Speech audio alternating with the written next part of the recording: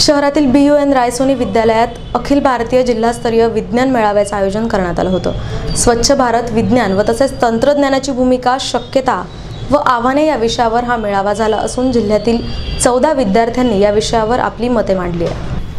अखिल भारतीय जिल्हास्तरीय विज्ञान मेळाव्याच्या अध्यक्षस्थानी अर्चना राजेंद्र पाटील या होत्या। त्याचप्रमाणे प्रमुख पाहुणे म्हणून भगवान शिवरामे, शाळेचे संस्थाध्यक्ष शिरीषजी रायसोनी, उमेशजी रायसोनी, इंग्रजी माध्यमाच्या मुख्याध्यापिका नलिनी शर्मा, विठ्ठल पाटील, मराठी माध्यमाचे मुख्याध्यापक चंद्रशेखर पाटील, प्राथमिक विभागाच्या मुख्याध्यापिका रेखा इंगळे आदी उपस्थित होते। स्वच्छ भारताची संकल्पना पंतप्रधान नरेंद्र मोदी यांनी अंमलात आणून महात्मा गांधींचे स्वप्न पूर्णत्वास नेण्याचे प्रयत्न करीत आहेत। त्यास आपणही हातभार लावला पाहिजे, आपले कर्तव्यच आहे असे यावेळी विद्यार्थ्यांना मान्यवरांतर्फे पटवून देण्यात आले।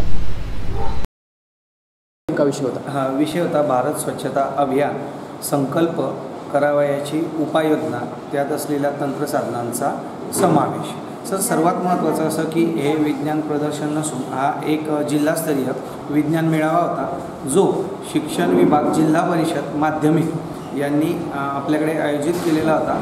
गेल्या 10 वर्षापासून सतत हा जिल्हास्तरीय विज्ञान मेळाव्याचा जो कार्यक्रम आहे तो BUN रायसोनी मराठी विद्यालय, अयोध्यानगर, जळगाव येथे घेतला जातो आहे।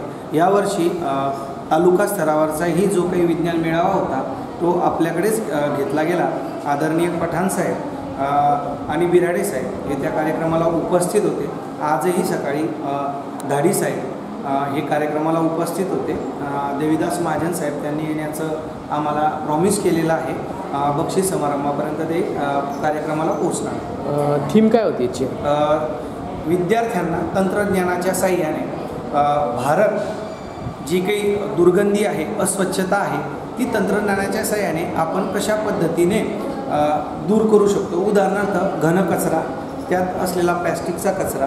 आता त्याचं एक्झाम्पल, आपल्या कुठल्या तरी राज्यात प्लॅस्टिकचा रोड तयार केला गेलेला आहे तंत्रज्ञानाच्या साहाय्याने।